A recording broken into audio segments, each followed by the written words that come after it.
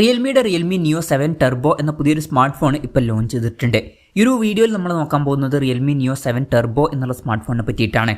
പിന്നെ വീഡിയോ തുടങ്ങുന്നതിന് മുമ്പ് പറയാനുള്ളൊരു കാര്യം എന്താ വെച്ചാൽ, ഇതുപോലെ നിങ്ങളുടെ സ്വന്തം ഫോട്ടോ അല്ലെങ്കിൽ നിങ്ങൾക്ക് ഇഷ്ടപ്പെട്ട ഡിസൈൻ പ്രിന്റ് ചെയ്തിട്ടുള്ള മൊബൈൽ കേസുകൾ അഫോർഡബിൾ ആയിട്ടുള്ള പ്രൈസ് റേഞ്ചിൽ വേണം എന്നുണ്ടെങ്കിൽ ഇവിടെ ഒരു വാട്സപ്പ് നമ്പർ കൊടുക്കുന്നുണ്ട്. താഴെ ഡിസ്ക്രിപ്ഷനിലും കമന്റ് ബോക്സിലും ആ ഒരു വാട്സപ്പ് നമ്പർ കാണാം, നിങ്ങൾക്ക് കോൺടാക്ട് ചെയ്യാവുന്നതാണ്. ഇപ്പോൾ നമ്മൾ ആദ്യം ഫീച്ചേഴ്സും കാര്യങ്ങളൊക്കെ നോക്കുകയാണെന്നുണ്ടെങ്കിൽ റിയൽമി നിയോ 7 ടർബോയിൽ 6.8 ഇഞ്ചിൻ്റെ 1.5K റെസൊല്യൂഷനിൽ വരുന്ന ഡിസ്പ്ലേ ആണ് വരുന്നത്.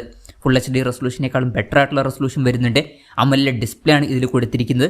പഞ്ചോൾ ഡിസൈൻ ഇതിൽ വരുന്നുണ്ട്. പഞ്ചോൾ വരുന്ന ടോപ്പ് സെൻറ്റർ ഭാഗത്തായിട്ടാണ്. 144 ഹെർട്സിൻ്റെ റിഫ്രഷ് റേറ്റ് ഒക്കെ ഇതിൽ സപ്പോർട്ട് ചെയ്യുന്നുണ്ട്. പിന്നെ പീക്ക് ബ്രൈറ്റ്നസ് 6500 നിറ്റ്സ് വരെ വരുന്നുണ്ട്. വളരെ കൂടിയ ഒരു പീക്ക് ബ്രൈറ്റ്നസ് ഇതിൽ വരുന്നുണ്ട്. പിന്നെ വളരെ കൂടിയ 4608 ഹെർട്സിൻ്റെ PWM ഡിമ്മിങ് എന്നുള്ള ഫീച്ചറും ഇതിൽ വരുന്നുണ്ട്. അപ്പോൾ ഡിസ്പ്ലേ ഫീച്ചേഴ്സ് മൊത്തത്തിൽ നോക്കുമ്പോൾ അത്യാവശ്യം നല്ല ഡിസ്പ്ലേ ഫീച്ചേഴ്സ് ഇതിൽ വരുന്നുണ്ട് എന്ന് തന്നെ പറയാവുന്നതാണ്. പിന്നെ in display finger print sensor ഇതിൽ കൊടുത്തിട്ടുണ്ട്. ഈ ഒരു ഫോണിൽ IP66, 68 അതുപോലെ തന്നെ 69 റേറ്റിംഗ് സപ്പോർട്ട് ചെയ്യുന്നുണ്ട്. ആ മികച്ച IP റേറ്റിംഗ് ഇതിൽ വരുന്നുണ്ട്. അതും നല്ലൊരു കാര്യം തന്നെയാണ്. ഇനി പ്രോസസ്സറിൻ്റെ കാര്യത്തിലോട്ട് വരികയാണെന്നുണ്ടെങ്കിൽ MediaTek Dimensity 9400E എന്ന പ്രോസസ്സറാണ് ഈ ഒരു സ്മാർട്ട് ഫോണിൽ വരുന്നത്. ഈ ഒരു ഫോണിൻ്റെ വില ഏകദേശം 23,000 രൂപ പ്രൈസ് റേഞ്ചിലായിട്ടാണ് വരുന്നത്.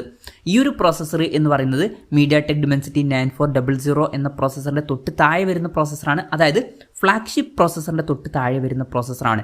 മികച്ച പെർഫോമൻസ് ഇതിൽ ലഭിക്കുന്നതായിരിക്കും. 23,000 രൂപ പ്രൈസ് റേഞ്ചിൽ ഈ ഒരു പ്രോസസ്സർ വളരെ മികച്ചൊരു പ്രോസസ്സറാണ് എന്ന് തന്നെ പറയാവുന്നതാണ്. ഈ ഒരു പ്രൈസ് റേഞ്ചിൽ ബെസ്റ്റ് ആയിട്ടുള്ള പ്രോസസ്സർ എന്ന് തന്നെ പറയാം.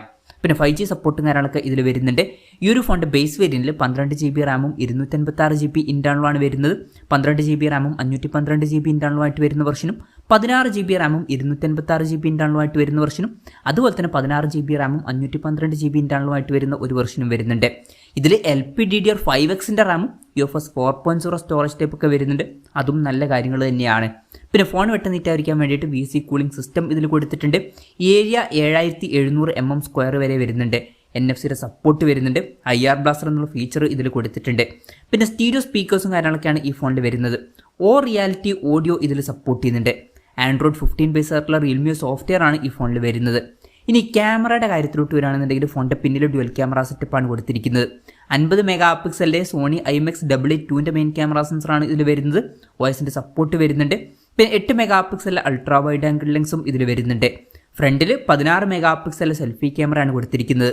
അപ്പം ഓൺ പേപ്പർ തരക്കേടില്ലാത്തൊരു ക്യാമറ സ്പെസിഫിക്കേഷൻ വരുന്നുണ്ട് എന്ന് പറയാവുന്നതാണ്. പിന്നെ ഇത് ക്യാമറ ഫോക്കസ്ഡ് ആയിട്ടുള്ള ഫോണും അല്ല.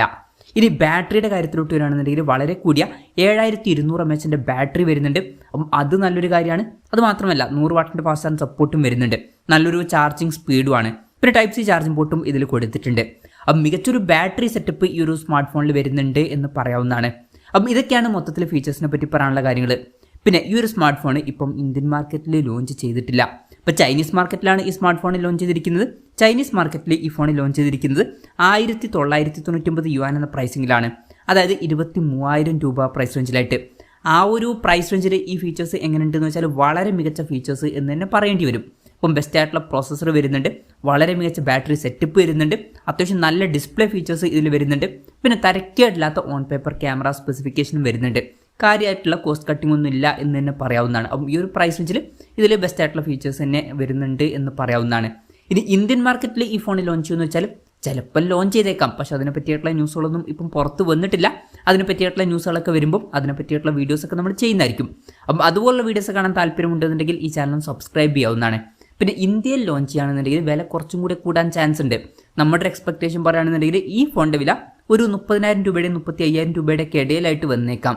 കൺഫർമേഷൻസ് ഒന്നുമില്ല, ജസ്റ്റ് നമ്മുടെ എക്സ്പെക്ടേഷൻ പറഞ്ഞു എന്നേ ഉള്ളൂ. എന്തായാലും റിയൽമിയുടെ റിയൽമി നിയോ 7 ടർബോ എന്ന പുതിയൊരു സ്മാർട്ട് ഫോൺ ഇപ്പോൾ ലോഞ്ച് ചെയ്തിട്ടുണ്ട്.